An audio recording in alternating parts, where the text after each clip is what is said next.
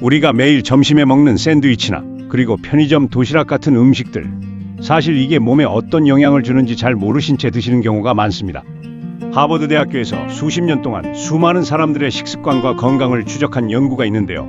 그 결과 설탕이 든 음료와 가공육이 심장 건강에 특히 해롭다고 밝혀졌습니다. 초가공 식품이라고 부르는 것들은 원래 재료의 모습이 거의 남아있지 않을 만큼 여러 번 가공된 음식입니다. 예를 들어 건조 스프, 감자칩, 포장된 빵 케이크류, 전자레인지로 데우는 즉석식품 같은 것들이죠. 이런 음식들은 보통 소금, 설탕, 지방 보존제가 많이 들어있어서 우리 몸에 부담을 줍니다. 연구진은 30년에 걸쳐 20만 명 넘는 사람들의 식단과 건강 데이터를 분석했고, 여기에 전 세계 125만 명이 포함된 다른 연구들까지 합쳐 살펴봤습니다. 그 결과 초가공 식품을 많이 먹는 사람들은 적게 먹는 사람보다 심장질환 발생 위험이 17% 더 높다는 사실이 확인됐습니다. 특히 음식 종류별로 보면 설탕이 든 음료와 가공육, 다시 말해 소금에 절이거나 훈제, 발효, 건조된 고기는 심장에 가장 좋지 않은 것으로 나타났습니다.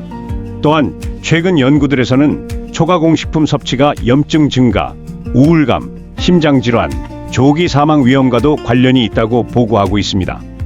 하지만 모든 초가공 식품이 똑같이 나쁜 것은 아니며 일부는 영양 보충용으로 쓰이기도 하기 때문에 전문가들 사이에서도 의견이 다양합니다. 그래도 한 가지 분명한 건 있습니다.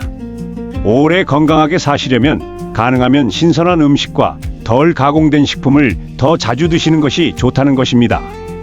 이제 이런 연구 결과들을 토대로 어르신들이 매일 드시는 점심이 장기적으로 건강에 어떤 영향을 줄 수 있는지, 그리고 어떤 선택이 더 좋은지 차근차근 안내해 드리겠습니다.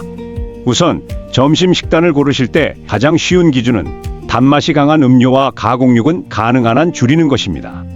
햄이 많이 들어간 샌드위치나 탄산음료는 맛은 좋지만 매일 먹다 보면 심장에 부담을 줄 수 있습니다. 단맛이 강한 음료나 가공육이 먹고 싶을 때는 억지로 참기보다는 부담을 줄이는 방식으로 조절하는 게 더 현실적입니다. 일주일에 한두 번처럼 미리 빈도를 정해두면 욕구도 해소되면서 누적 부담도 줄일 수 있습니다. 양을 조금 줄여 먹는 것도 방법입니다. 샌드위치는 햄을 적게 넣어 먹고 탄산음료는 작은 컵이나 제로 칼로리 제품으로 선택하는 식입니다. 먹고 싶을 때는 식단 전체의 균형을 맞춰주는 것도 도움이 됩니다. 샌드위치를 먹더라도 샐러드나 과일을 같이 먹고 음료는 물이나 보리차로 바꾸면 혈당과 염분 부담을 덜 수 있습니다. 또 정말 먹고 싶은 순간에만 의도적으로 즐기고 습관적으로 사 먹는 선택은 줄이는 것도 효과적입니다.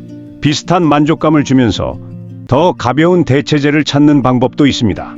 탄산 대신 탄산수에 레몬을 넣어 마시거나 햄 대신 계란 참치 치킨 중심 샌드위치를 고르는 식입니다. 이런 작은 조절만으로도 건강과 만족감을 모두 지킬 수 있습니다. 한 번에 식단을 확 바꿀 필요는 없습니다.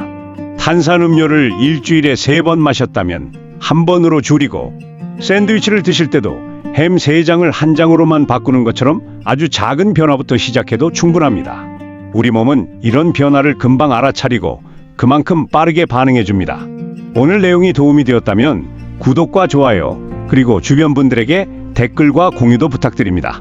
작은 선택 하나가 내일의 건강을 바꿉니다.